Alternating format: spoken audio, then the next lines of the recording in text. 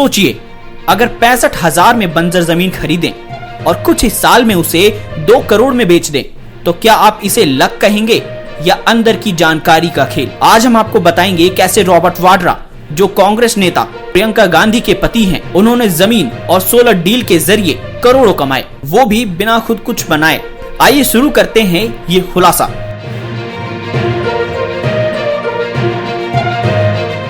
साल 2011 की बात है। भारत ने वर्ल्ड कप जीत लिया था।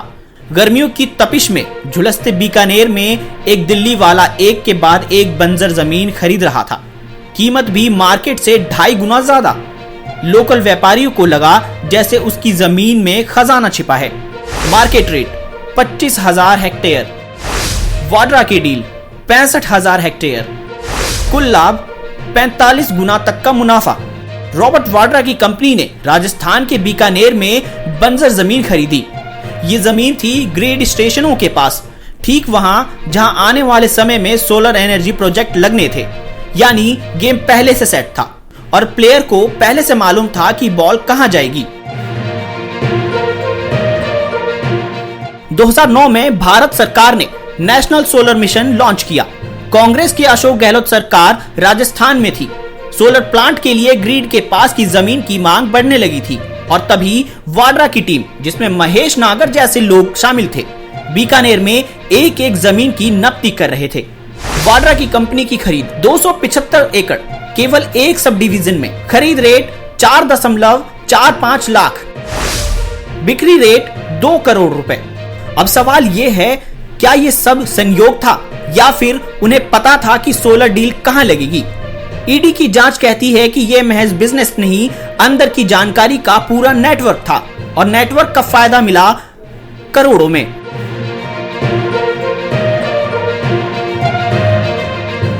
अब आते हैं वाड्रा की दूसरी मास्टर स्ट्रोक डील पर।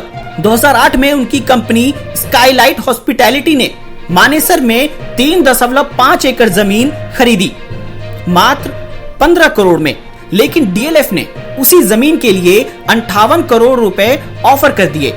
इतना ही नहीं, डीएलएफ ने बिना ब्याज के 50 करोड़ एडवांस भी दिए। यानी निवेश भी किसी और का, कमाई भी अपनी। Share capital 1 lakh. बैंक से ओडी 7.94 करोड़। जमीन खरीदी 15.38 करोड़। डीएलएफ से अग्रिम 50 करोड़। बिना ब्याज कर्ज 5 करोड़। वाड्रा ने ना सिर्फ मार्केट ट्रेंड को भांपा, बल्कि बैंकों और डीलरों से मिली सहायता का पूरा फायदा उठाया। सिर्फ 1 लाख की कंपनी ने बैंकों से करोड़ों लिए और रिटर्न भी 4 गुना तक पाया।